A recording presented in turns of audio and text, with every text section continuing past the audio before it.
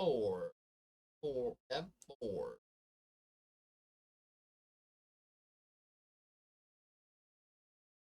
Hi everybody, this is Shiloh. Cheyenne Kircher was 14 years old when she disappeared. You know, Spoopy really time.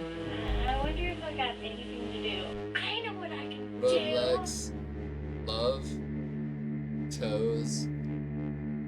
October 2011. If I was like that, or you are like that and we are your friend, what do you mean? This is the sloth reference. Oh!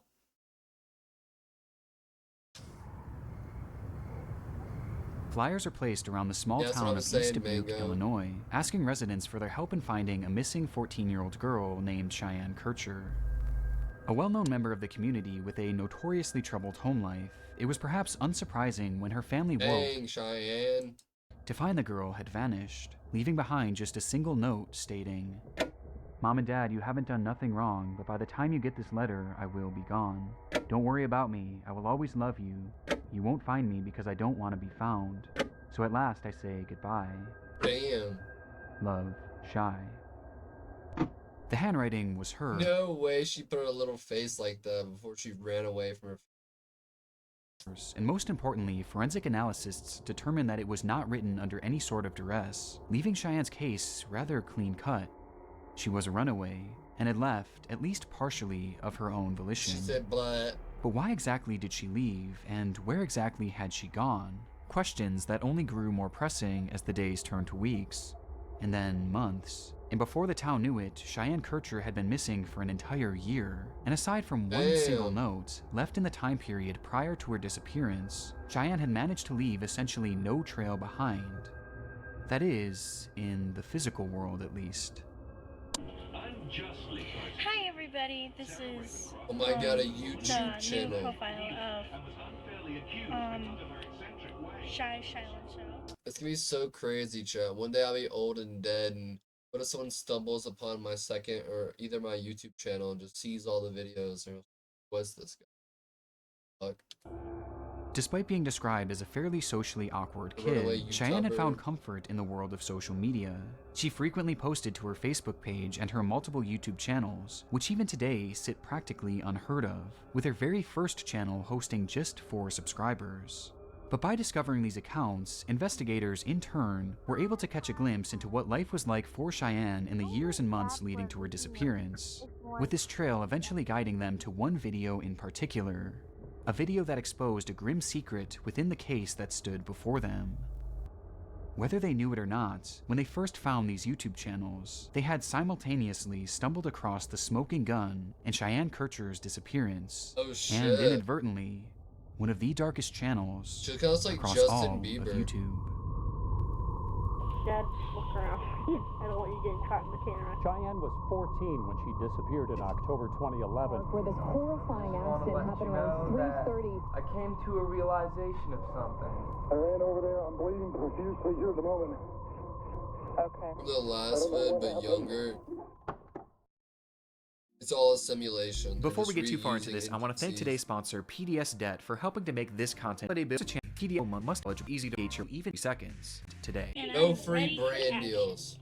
To some, it came as little surprise that Cheyenne would want to leave the house where she had grown up. Cheyenne had lived there with her 3 siblings and her mother, Lori Lyons. And though she never met her biological father, Lori had remarried to a man named Terry Abbas, whom Cheyenne referred to as her dad. But making things a bit more Abbas. confusing was the fact that Terry wasn't the only adult man that happened to be living with them, since Lori also had Yeah, her boyfriend. if you guys want a brand deal, donate to cynicalul. You can leave a little message. I'll read it out. And I'll shout out your company. And Steve Staver, living Great with the family as advertising. well. This isn't inherently a major issue, Lions, but it that's was dope. something I that was actually went to criticized by college with the locals guy who that knew of last their name. domestic situation, and likely by Cheyenne's classmates as well. But on the topic of said living arrangements, this was far from the most glaring red flag, with that coming You in the tell form of Emmanuel, the house screw itself. the man. When investigators visited the home to interview Cheyenne's family, they were greeted with what one described as the worst smells he had ever experienced. Oh, All throughout God. the house were heaps of trash, dirty laundry, filth, Oh my god. ever experienced. All throughout the My grandparents had dining room chairs just like this. They're like rolly chairs. They're like carpet texture. Did anyone's grandparents have these dining room chairs? house were heaps of trash, dirty laundry, filth, and that unbearable stench. The living conditions were horrendous. Names. Between this, the strange household dynamic, and that note left behind, this seemed to be as straightforward as a runaway case could get. Though it wasn't quite that simple. When police were searching around the home, they realized that Cheyenne had left behind her cell phone, which she was supposedly glued to at all times. But even stranger, she left her jacket, as well as her shoes, which seemed bizarre considering that winter was quickly approaching and temperatures were He's got a $5 cash app from your boy Turk. Collins Creek Coffee loves you. Get it now. Get it while you still can. Every time you get it, an angel gets its wings. That's right, chat. It's blessed by Jesus Christ, Lord and Savior. He drinks that shit. It says, on the 8th day, I drink Collins Creek coffee. Yum. Hovering around freezing at this point. Here's good company. So the idea of leaving the house without either of these items made little sense at all, hinting to law enforcement that there may be more to the story than what meets the eye, prompting them to begin poking around her history on social media. Not demons.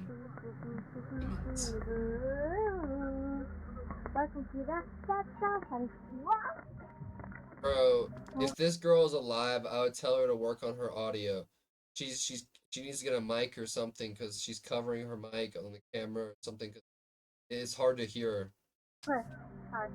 Just some YouTube tips, you know. Starting almost exactly a year before she vanished, Cheyenne began posting goofy, nonsensical videos to her very first YouTube channel, Cheyenne 2010. That's it. Oh, the camera fell on my face. The clips here show Cheyenne's personality, as she's often seen joking around and doing various skits. And though they seem fairly incoherent all these years later, for a child at her age back in 2011, this was the standard for small personal channels. And you can tell that she clearly just enjoyed creating this content, using the channel as sort of an outlet to get thoughts and emotions out into the world, even if practically no one was watching. But dealing with her disappearance specifically, things became far more noteworthy on February 19th, 2011, when Cheyenne launched another YouTube channel called Shy Love 2011. But somebody had took my account, but I'm back on air and I'm ready to make shows.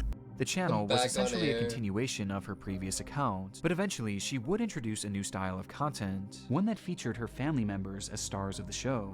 On numerous occasions, we see her younger siblings and her older brother joining in on the fun, with the group all seeming to have a great dynamic together, acting exactly the way you would expect of siblings their age. But by far her most frequent guest was one who rarely, if ever, appeared willingly, and instead would be caught in the background, working at his desk or coming in and out of the room where Cheyenne was filming, with that being Terry Abbas, her stepfather. That's my brother Riley. That's that creepy guy that lives downstairs.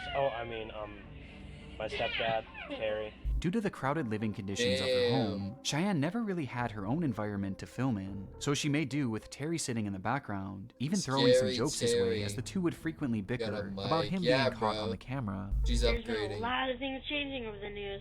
Dad, look around, please. I don't want you getting caught in the camera. Sorry, why don't you be quiet? I am. Okay, whatever. My business. Okay. But this never really went past anything other than standard family hostilities. In fact, Cheyenne seemed to love the man that she called Dad, posting about him on numerous occasions across her Facebook page. And as investigators followed the trail across her channel, it seemed that the content on her YouTube page was leading them straight towards a dead end. Until they found the video. The video? The most aggressive.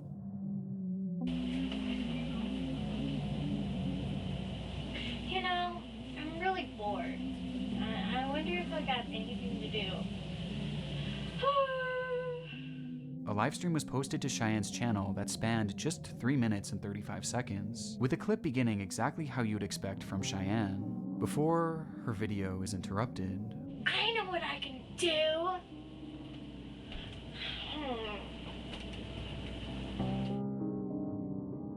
As she carried out her introduction to this live video, a man suddenly enters the room with only his lower half in frame. Immediately, Cheyenne turns to him, and her loud, energetic personality does a total 180. Yeah, she looks scared to see him. Look.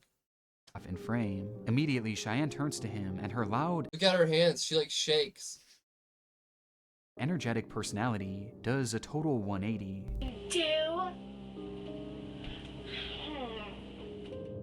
She goes quiet before grabbing the man's arms and whispering, "I'm on a live stream.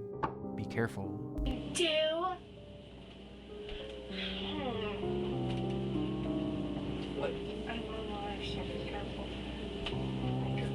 The man acknowledges this with a simple okay, but then proceeds to grab her by what appears to be the neck. This causes Cheyenne to yell stop before falling onto the bed and snapping back into her comedic personality. Stop! Did I say you were in this? No, you weren't. The man then approaches again and begins slap fighting with her, now switching his personality as well, as he starts playing into the joke, very obviously performing for the camera. See how abusive? No, he's not abusive. No! Stop! Yes, I am. I'll pull her out. No! Alright. See what I have to go through every day? The man then leaves after exchanging a few more words, and Cheyenne continues the video as usual. Man, I don't know what you were going to do today. Can any of my viewers tell me what should I do? This would be the last video Cheyenne Kircher would ever upload to YouTube. And months later, she would vanish, never to be seen again. It's definitely the stepdad. Bro, his name is Terry. The video insinuates so much. The closeness of the man, the secrecy of it, the way he approached her, and the sudden change in energy from Cheyenne. It all spoke so loudly as to what was happening here, and what had been happening to Cheyenne at the hands of her own stepfather, Terry Abbas. As you will see, hi Dad. Dad, look around please. I don't want you getting caught in the camera. That's that creepy guy that lives downstairs. Oh, I mean, my stepdad, Terry. Cheyenne's home life truly was troubled, even more so than detectives could have ever imagined, as they began uncovering stories where Terry had supposedly been spying on Cheyenne in the bathroom, with these accounts eventually growing more and more heinous, as it was eventually alleged that Terry had begun with this moment captured on Cheyenne's live stream, likely being the attempted start of another attack. Only this time, Cheyenne was saved by the camera, if only for a moment. So with this, investigators called Terry in to speak with him as to what really led to Cheyenne going missing, already knowing at this point that he had likely been for years now. And as Terry sat down for his interrogation, it would not take long for the truth to reveal itself. Oh my god, we're gonna hear it. You got your man. Hey, you got Terry Abbas. Cheyenne is not with us. She's gone. Before I knew it, I was standing over a body. Last time I remember, my head was over her neck for some reason. Just over her neck and doing what? That's crazy. Squeezing, I guess. Cold chills. As Cheyenne began to grow older, Terry Imagine the mom, like how much guilt she has for marrying that guy. Knew that the things he had been doing to her were at a greater risk than ever of being exposed to the world, and Terry didn't trust her to keep that secret, so he had to take care of things himself. One night, he would go into the woods behind the family's home and begin digging, carving out a large hole multiple feet below the surface, the perfect size for a body. The next morning, he would then lure Cheyenne outside of— He sexually assaulted her for years, and then when she got old enough where he thought she was gonna tell, he went and buried her grave, then killed her. The house under the guise of playing a game, and once they were sufficiently away from the home and covered by thick brush, he wrapped his hands around her neck and began to squeeze, ending her life right then and there before proceeding to bury her body in that pre-dug grave. But if this was the case, then how do you explain the note? Well, to show just how premeditated this all was, about a month before she had vanished, Cheyenne was told by Terry that they were going to pull a prank on her mother, one where she would pretend to run away, leaving behind only a note. But rather than going through with the prank, Terry decided to instead keep that note for a later date, thus giving him the perfect decoy to take any suspicion off him once he carried through with a murder. Terry That's Abbas was eventually crazy. sentenced to life in prison, And bro was where like he will rot away for the rest of his Bro days. was like plotting and planning and scheming against an 11-year-old. For real, Turk. She's 11 years old. This is crazy. The context of it all makes the videos A across her child. channel that much more unsettling, with the worst being Teasing, that I final guess. upload. No, for real. But what's perhaps most disturbing is Even that this was just making an one brief alibi. moment in what was likely a constant stream of abuse. She deserves. And it's absolutely heartbreaking to think of all that Cheyenne had to endure when the cameras weren't rolling. Okay? Bye.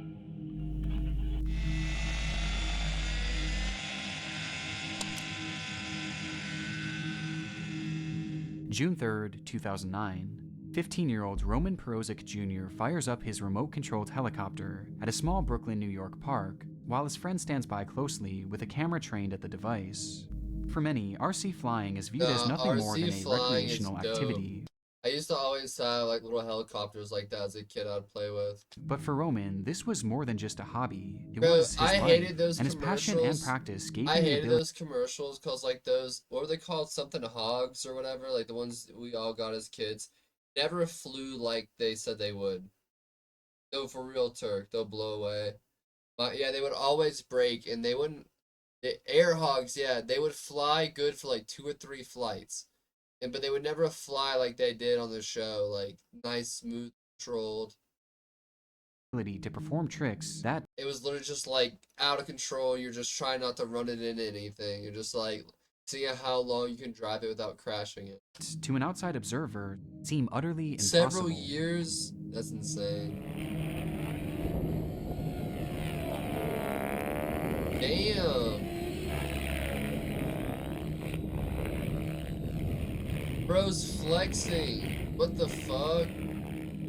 When Roman's helicopter was in the air, it was as if gravity itself failed to exist, performing stunts that seemed to defy physics, turning the craft sideways, zigzagging it backwards, even upside down in a completely unnatural manner, before stopping it on a dime with expert precision.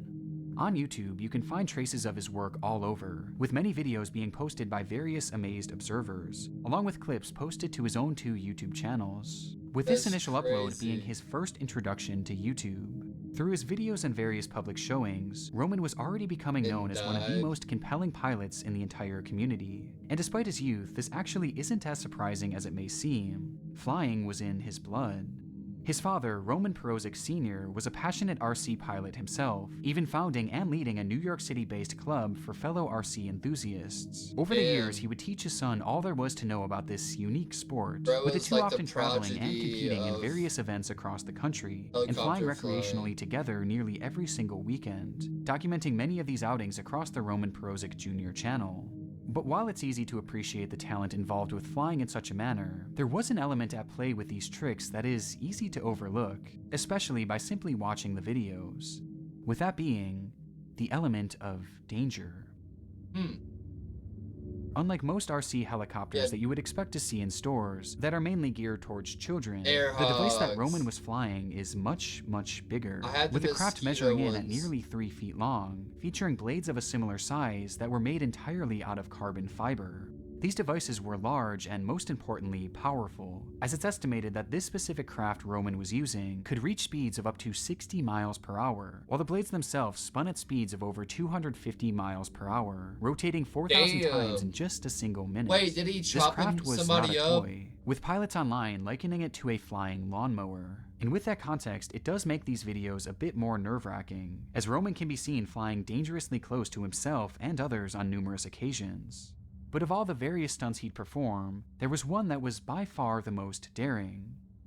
For the trick, Roman would flip his helicopter upside down, managing to keep it in the air all the while, before shooting it upwards as high as it could go, and when it was just nearly out of sight, he would then cut the power, causing the craft to free fall to the ground below, only for Roman to fire it back up and catch the device right before it crash landed. Throughout his channel, I could only find a few examples of him performing that trick, likely due to its high level of danger not only for this expensive machine, but also for himself and the others around him.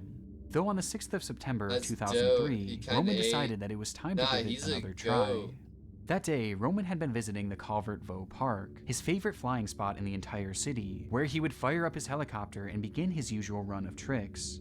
Beside him was his father and 4 close friends who looked on as Roman executed yet another flawless run. And riding that momentum, he was ready to tackle his toughest stunt.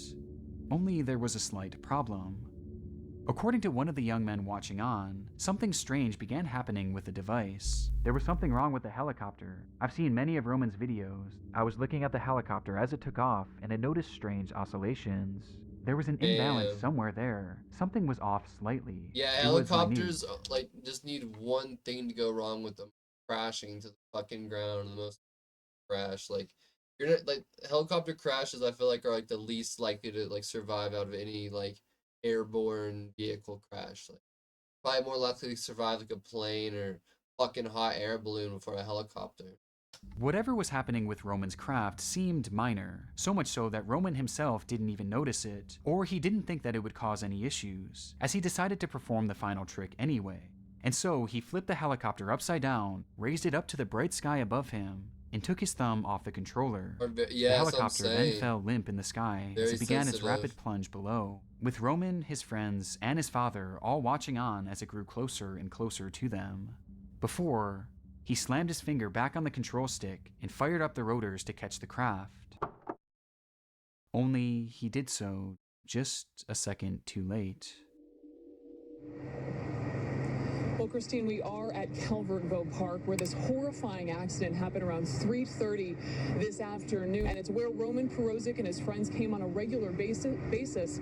But today, Perozic's flight, it took a horrible turn. Roman Perozic was out in this field on a picture-perfect Thursday, flying his model chopper when it came crashing down, the blades slashing his throat and killing him. The guy was flying the helicopter and went out of control and it decapitated him. Officials say Perozic was out here with 4 friends. They all witnessed the horrifying crash. It's not fully understood what exactly happened, if it truly was some sort of mechanical issue, the wind speed, or if it was simply mistimed by Roman. But despite the helicopter turning on and its blades nearly instantly reaching their full speed, the craft was not able to stop in time to avoid a crash landing. And although the weather was clear and sunny that day, a strong breeze had pushed the craft towards Roman as it fell, meaning that instead of crashing on the grass in front of him, the RC helicopter instead would crash directly into him. The blade first struck Roman's face, impacting with such a strong force that it nearly cut his head clean in half, before the blade would then strike his neck, partially decapitating him. All the while, his friends and father watched on in horror. Within a split second, Roman Perozic Jr. was dead, killed by the very sport he loved so dearly. That's fucking nuts. Did you say sport? When Roman posted his first video to YouTube, there was no way of knowing where his passion would take him and what it would all lead to. And at this time, it's evident just how dark this channel has become due to the backstory surrounding it. But there's also another perspective here to consider, as through the darkness, there's actually something quite beautiful about his channel, as thanks to it, his incredible work has been I think it takes a lot of talent and skill to do everything he did, but yeah. Immortalized. And despite Roman's death, his passion for piloting RC helicopters and his extraordinary skill will live on and continue to leave people amazed for years to come. Oh, that is pretty nuts. Phone like that. Well, that was a fancier. It started with a simple video. Normal ones. How's it going, guys? Today, I'm gonna be talking about fitness as a whole and the challenges it brings. Posted by Austin Harif, an 18-year-old college student living in Florida, I've Fitness heard this Challenges and Overcome was the inaugural upload to his YouTube channel called A Frost. Having lived his entire life in the area, Austin had developed a reputation locally for being goofy, but also intelligent and driven, finding a deep love for fitness. If something's spinning enough and it's like got the right width and like angle, it can cut through anything if it's spinning fast enough, even if it was like a weaker blade. Taking up football and bodybuilding at a young age. And in his first upload, his passion and personality were on full display as he shared his thoughts on the world of dieting and weightlifting, with the video's sole purpose being to help others who may want to follow in a similar path.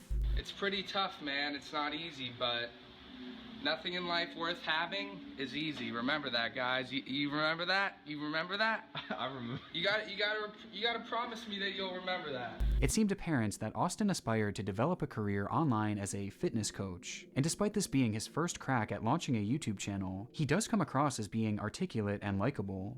And aside from some general awkwardness due to the lack of polished editing, Austin appears entirely normal, a stark contrast to what was soon to come. Despite launching his channel on a concise high note, the next 27 uploads would take on a much different tone, as rather than keying in on health and wellness, Austin immediately shifted his focus onto writing and performing rap music under his new alias, Austy Frosty. Austy Frosty. Frostbite beats.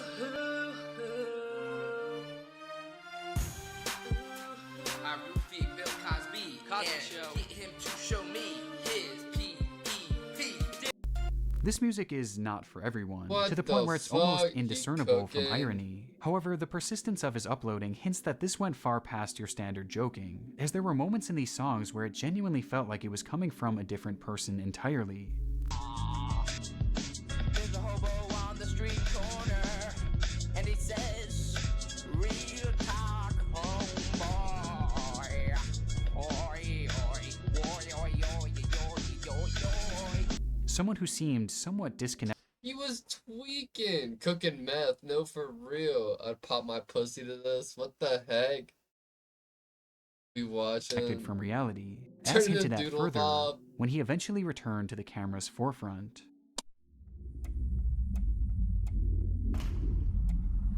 What's up, guys? Today I'm going to talk about the ketogenic diet. After his run of consecutive music uploads, Austin began appearing on camera yet again, where his once articulate and well-put-together self began moving and speaking more sporadically. And other low-starch vegetables like spinach. With my baby, with my baby, yeah. Get hoes, get money, get big, get suits, fly planes, run train. I'm a man. Who is this kid? It was meth. Even his editing began to change, with unusual clips being interjected for no discernible reason. Ketosis helps your body get into this caloric deficit. Cutting carbohydrates may sound difficult. Even given the small sample size, it was clear that Austin's behavior was changing. And although traces of this changing persona were starting to be seen on his YouTube channel, this behavioral shift was far more evident for those who knew him personally. Starting around the time that the A Frost channel had launched, Austin's once fun-loving personality became cold and hostile to those around him, which was mainly due to the fact that Austin began to experience what he would later call visions. He would turn off his lights to go to sleep at night, only to be met with the sight of demons and monsters who would approach him from the shadows. And soon, these creatures began appearing everywhere he went, especially in the darkness, prompting Austin to stop sleeping as he grew paranoid of what these things might do to him. As a result, his mental state fluctuated even more, and he soon thought that perhaps he was a divine being himself, a god of sorts, maybe even Jesus Christ. His descent was jarring and extremely concerning, and at the rate he was going, it seemed certain that something was bound to snap all this background info then. A breakthrough. I came to a realization of something. I no longer want to follow Arnold or any other bodybuilder. I want to follow myself, you know? I want to actually believe in myself. In his video entitled What I'm About in Bodybuilding, we see a side of Austin that hadn't come through since really his very first upload, as he sits down in front of the camera and just lets loose, speaking candidly about his fitness journey and the path that he was on. I just know that they're not me, you know? I know what's right for me. I don't need drugs. I know that they can change me. But the thing is, that's not being healthy, you know? Being healthy is what's natural, you know? He spoke of wanting to do things his way and how he was striving to be the most healthy version of himself, both physically and mentally.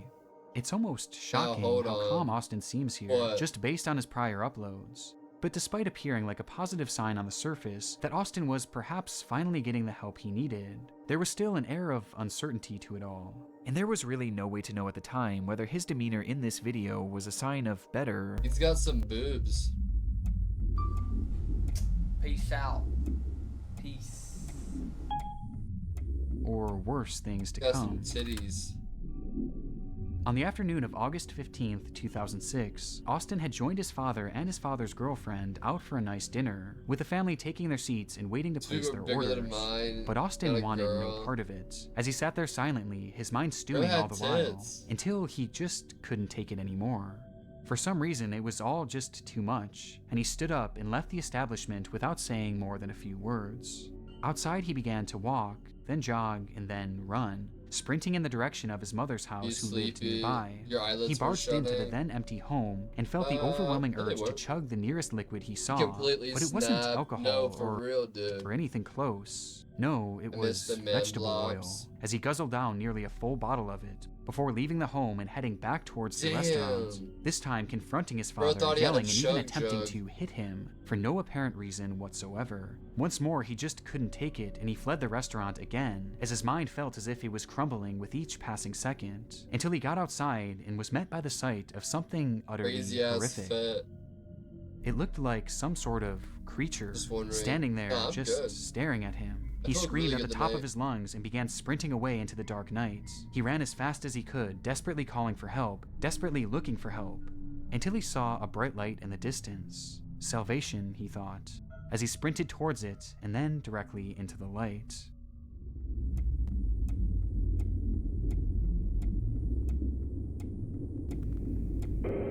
Do you need fire, police, or medical? No, I'm not tired. Medical. Don't open that. Don't open that. Fire rescue, what's your address? Young man, a woman, across the street. Okay, are they outside or in a house? It's in a garage. Yeah, I know this story now. What Shortly up, after Austin began hallucinating, a 911 call was made to police in the area, alerting them of an attack in progress. A middle-aged woman was being brutally beaten in her garage as her screams echoed throughout the empty street. Police would arrive within minutes, where they shine their light in that same garage, only to be met with a grisly discovery. Inside, a woman lay motionless, her body hardly recognizable due to the assault that she had endured, while next to her were two men. One was lying limp, his body hacked into pieces scattered about, and the other was wrapped around him, with his face buried in the man's abdomen.